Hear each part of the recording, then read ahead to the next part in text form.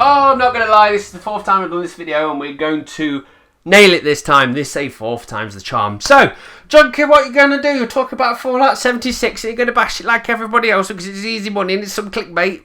No. I am going to talk about Fallout 76 and potentially bash it, but not for the ways that you would think. Uncle Junkie wants to talk to you about the state of gaming and how we've put ourselves in this state and how we can hopefully rectify it slightly. Sliver of hope just sprinkled in on there. So what I want to talk about is Fallout 76 and Red Dead, and I just want to say that we're in a bit of a problem now. So the first thing I want to jump into to talk about is they've done a collector's edition, and this will segue into it, don't worry.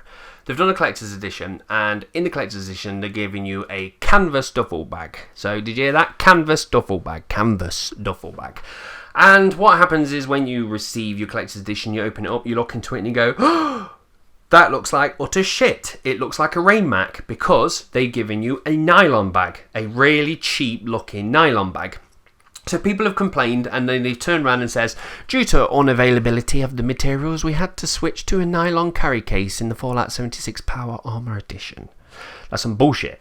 That's some bullshit right there. So they pushed a little bit more and complained a little bit more, and then Bethesda's folded and gone, tell you what, let's just get it. Here we go. Here's 500 digital atoms. Enjoy. Which works out to be about £5, so that's piss. But the point is, this is gaming, and if it was a physical object, if I was buying, well, I know it is a physical object, shut up, but if I was buying a denim jacket because I'm cool and it turns out to be a nylon jacket, I would contact the supplier and say, I asked for denim, you've sent me nylon. And they'd be like, well, we ran out of denim. I'm like, no problem, just give me my fucking money back because I ordered one thing and you supplied another. Refund. And everyone would do that. And this is the problem. Like in this scenario, if you're not happy, fucking get your money back, don't take £5. But this is the problem with gaming. What we've got now is Fallout 76 comes out and it's glitchy. I've not played it, so I can't sit there and say it. And the problem is, a lot of people, when there's a big bad guy and we can all point fingers at him going, that's disgusting, then everyone rallies behind it, even ones who don't want to play Fallout. So sometimes when you hear these complaints, you don't know if they're true or it's just the hive mind and the echo chamber of people complaining about the same things and it gets really loud. But by the sounds of it, it is glitchy. But the point is, let's take a physical object again. I go to Amazon and I get a Amazon Dot and I buy it and it does three things, for instance. It says it can listen to my voice, it can play music, and it can be used as an intercom. Brilliant, I buy it. And two of those features work and one of them doesn't. I can't use it as an intercom. And then I contact Amazon, why is this? And they say, sorry, it's a glitch, it's a bug. We're going to patch it eventually. In that scenario, I'd be like, you know what, I want a refund because I wanted those three things to work. Only two of them do, give me a refund. And that's how the world works. But in gaming, it's harder because this is a game, and we're not talking about Fallout, I'm talking about like sandboxes in general.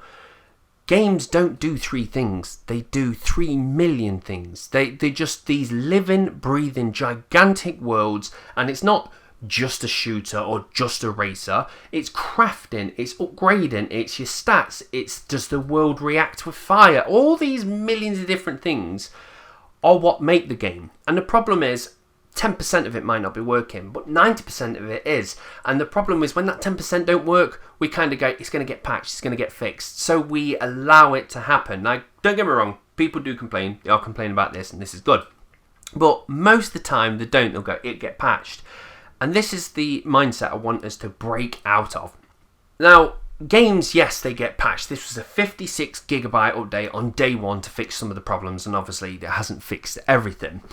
And I'm not going to sit there and go, they shouldn't be doing these patches. No, technology moves forwards, and the idea of patches is great. Granted, we did it back in the day, but the reason we didn't do it back in the day is for two reasons. One is because the games couldn't be patched, so you had to make sure they was fixed, or else the game would flop because it would be classed as broken and unsellable. And two, you just didn't have the technology to patch it in the fucking first place. So that's why. Now we can. And it's good. Like, they can sell a game and spend the last 2 weeks while it's being shipped around the world just polishing it a little bit and then send down a polish update. Them kind of updates, fantastic. So these games are glitchy. And I'm not going to sit here and go, they shouldn't be, because I'm not stupid. The big games are big now. And the problem is, they're going to hire some games testers, and they're going to try and push and prod and bend the game in ways it don't want to be bent until it breaks. And when it breaks, they tell them and they fix it. But the thing is, with these worlds being so big, it's impossible to test every scenario. Does this happen when I stand on this rock with a horse? What about that horse? What about if I stand on it with this gun and this knife combination? Does that break it in a different kind of way? So someone's not going to be able to test a million different variables in different ways to make sure it don't break. So as games get bigger, the chance of glitches are going to get higher. That's just how it's going to be. So I'm not going to sit there and go, it shouldn't happen. It's going to happen. I'm not silly. So what do we do about it? Well, we patch it. But the problem is, this isn't acceptable because we're buying the game and then we're waiting and waiting and waiting, and then we'll get our patch which will fix that problem but not this problem. And that shouldn't be happening. Now, first of all, games testers get paid a salary. They get wages to play. They don't do it for free. They don't go, oh, I get to play Red Dead early. Their actual job is to test the game. But now we've become the game testers. And we're not getting paid for it.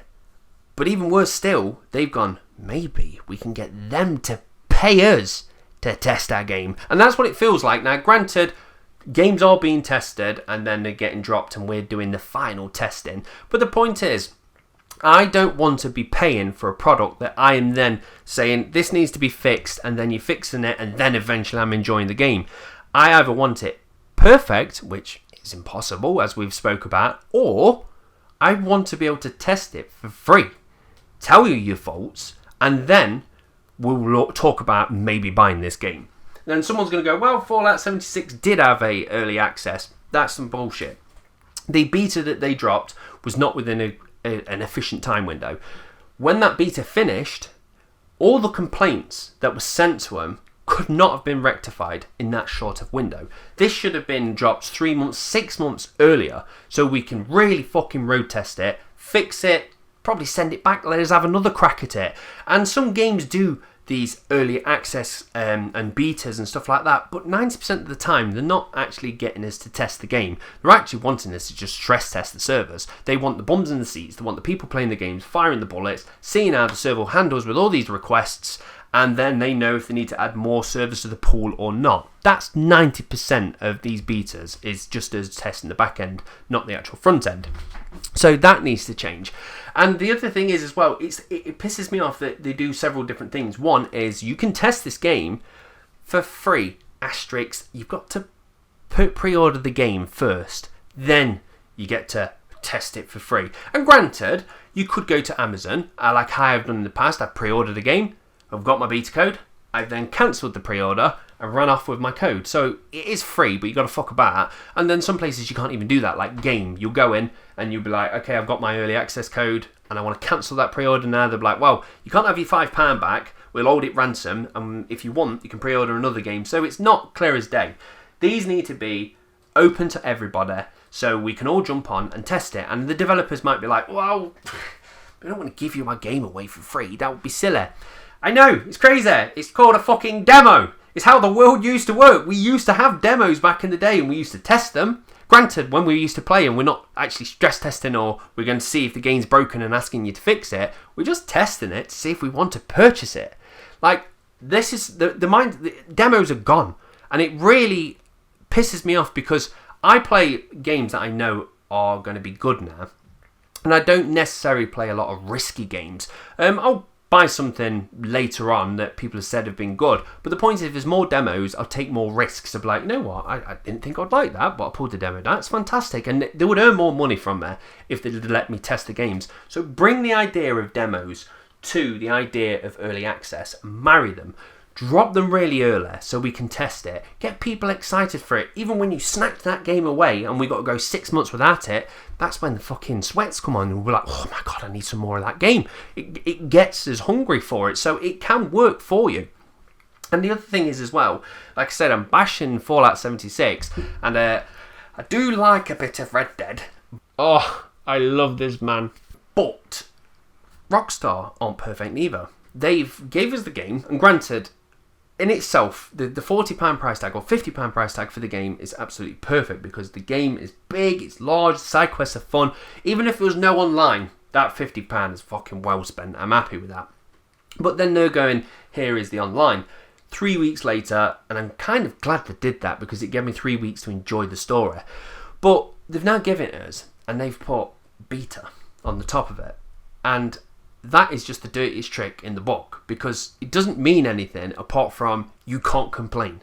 That's what beta means when they do that. Because if it was a normal launch and we played it and there was something broken, we'll be like, Rockstar, that's broken, mate. Fix it. And they'll be like, okay, well, we'll have to fix it. Sorry, we did ship a faulty product. But because they put beta on it, then when we go, Rockstar, that's broken, they'll be like, it's beta. Because it's going to be broken, we'll fix it. Can't complain. And that's all that the power of the word beta does, means you can't complain because it's not the final product yet. And I'm worried that more devs are going to start taking this fucking technique of just going, okay, Call of Duty Online, Battlefield Online, beta for the first 6 years. And then eventually they'll bring it out to beta. During that time, do not fucking complain because it's only beta. And that's some bullshit. Like I said, with the idea of buying a physical product, if it lands in your lap on the day, oh, here's my new phone, and it doesn't work, fuckers going back. And we need to have that mindset with games. I have justified that there's going to be glitches, but you have to offset that. If you want me to buy your game and you know there's going to be a high chance of glitches, fucking reduce it or let me play it for free in the early stages. You've got early access program on Xbox and you've got it on Steam where you can buy a game at a discounted price at 50% most of the time. So you'll get a game, should be potentially £30, and they're like, it's a bit broken and would like you to test it, but also you get to play it nice and early, £15 please. And you go, okay, that's a discount. I kind of been pre-warned that this may be broken, but as a reward, fucking 50% of that money stays in my wallet. And that's a fantastic service. I've got no problems with the early access with stuff like that. But these big old AAA games, they're like, why am I going to let you beta test this game and lose 50% of my revenue when I can just fucking ship it and charge 50 quid for it? Then you lot can test it and we'll fix it later. And that's the problem. That's what we've got. As gamers, we've been just too lazy. We've not complained enough, and we kind of go, yeah, that's kind of how games work, and we've allowed them to get away with it so much. Now when we want to push back, it's going to be practically impossible. So, Uncle Junkie, what should we do? What should we do about this problem? Fuck all. We're in a mess now. That's it. See you later, guys. No, so what we're going to have to do is hit them where it hurts, and it is the wallet. They don't care. But most of the time they don't care, they just want our money. Granted, there is developers that actually want you to enjoy the product as well, but it's mainly pushed by greed.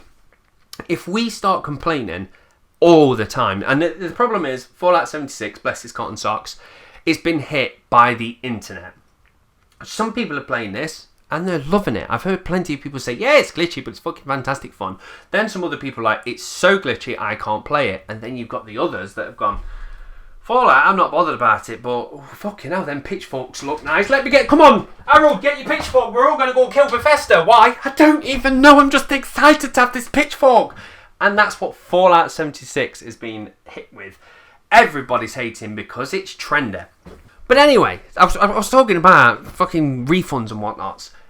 Ask for refunds when the product isn't fit for purpose. Now, there's the word I want to give you. That's Junkie's prize of today. There you are. Put it in a little box for you. Fit for purpose. Keep that. Because that's the word you want.